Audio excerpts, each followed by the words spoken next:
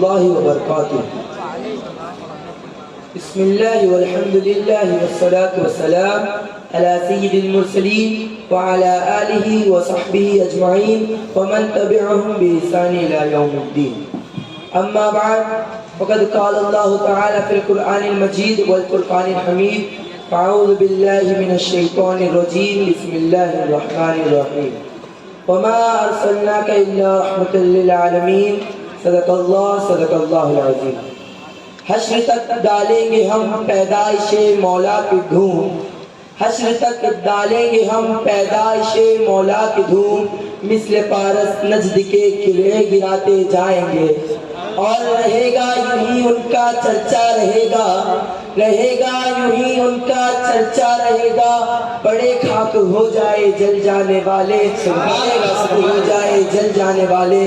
معزز سامعین اکرام، آج کی اس بابرکت محفل میں جہاں ہر طرف رحمتوں کا نزول ہو رہا ہے، میرا عنوان ہے کہ حضور صلی اللہ علیہ وسلم کی آمد کیسے تمام جہاں کے لیے رحمت ہے.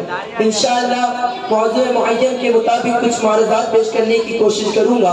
اس سے قبل ہم اور آپ مل کر اپنی اور ساری کائنات کے مرکز عقیدت حضور احمد مجتبیٰ محمد مصطفیٰ صلی اللہ علیہ وسلم کی بارگاہ عالیہ میں نذرانہ کی درد پیش کرے اور باواز بلند پڑھے: اللہم صلی علی سیدنا مولانا محمد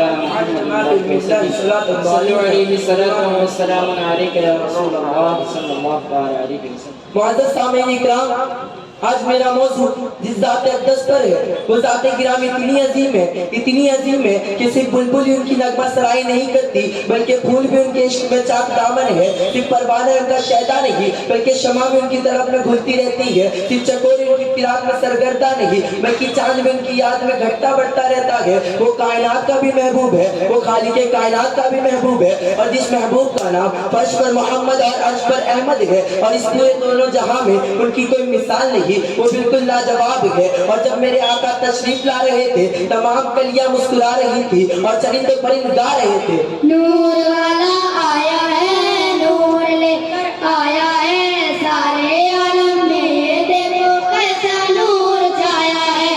الصلاۃ والسلام علیکہ یا رسول اللہ، الصلاۃ والسلام علیکہ یا حبیب اللہ. جب تک یہ چاند تارے ملاتے جائیں گے تب تک جشن میلاد ہم مناتے جائیں گے.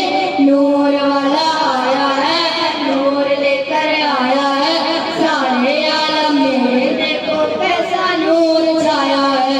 الصلاۃ والسلام علیکہ یا رسول اللہ، الصلاۃ والسلام علیکہ یا حبیب اللہ. نعتِ محبوب خدا سنتے سناتے جائیں گے، یا رسول اللہ کا نعرہ لگاتے جائیں گے.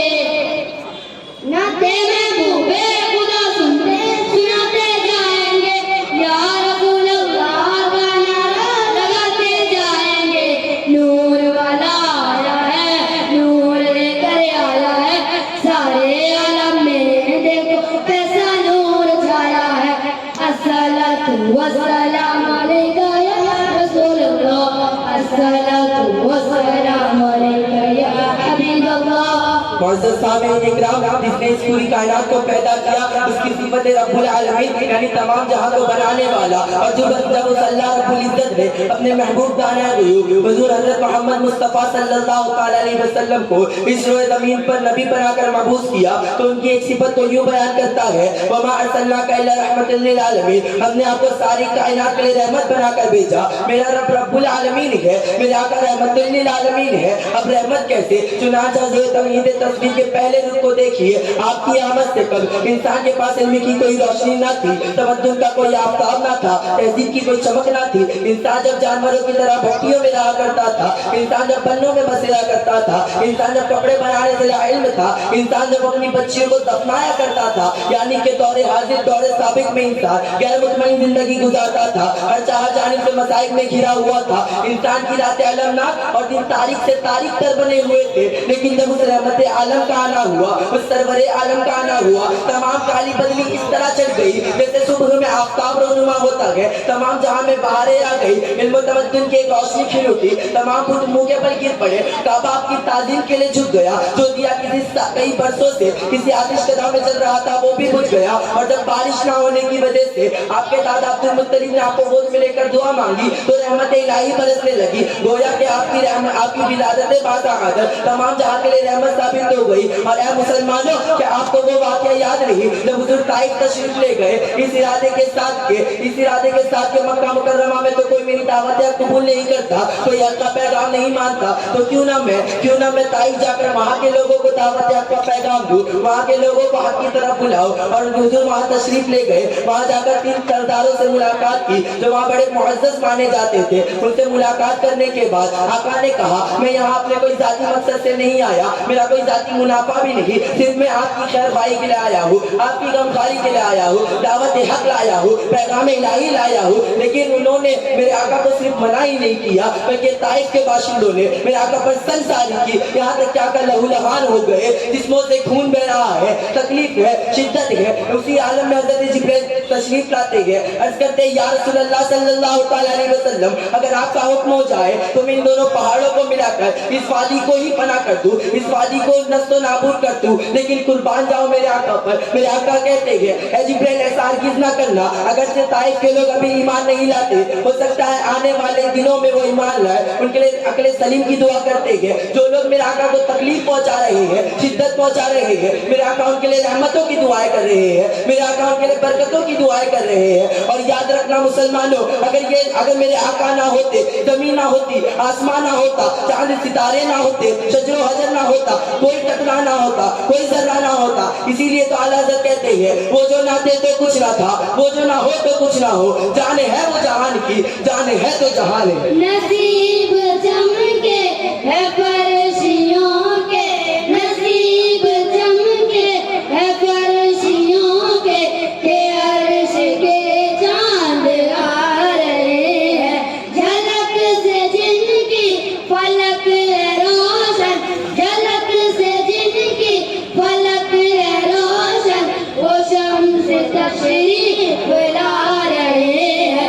مرحبا یا مصطفیٰ، مرحبا یا مصطفیٰ، مرحبا یا مصطفیٰ، مرحبا یا مصطفیٰ، نثار تیری چہل پہل پر ہزاروں عید ہے، ربیع الاول سوائے ابلیس کے جہاں میں سبھی تو خوشیاں منا رہے ہیں۔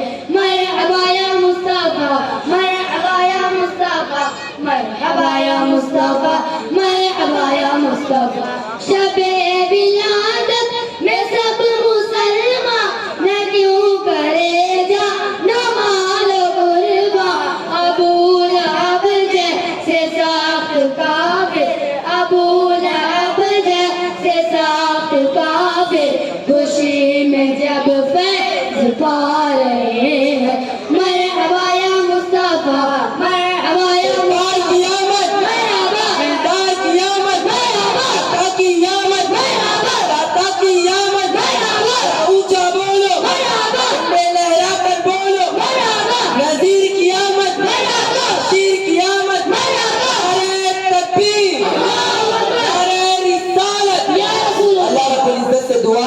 اللہ رب العزت ہمیں راہ حق پر چلنے کی توفیق عطا فرمائے اور حضور کو کردار کو اپنانے کی توفیق عطا فرمائے۔ وما علینا الا البلاغ۔ السلام علیکم ورحمۃ اللہ وبرکاتہ۔ ماشاء اللہ، ماشاء اللہ، یہ تو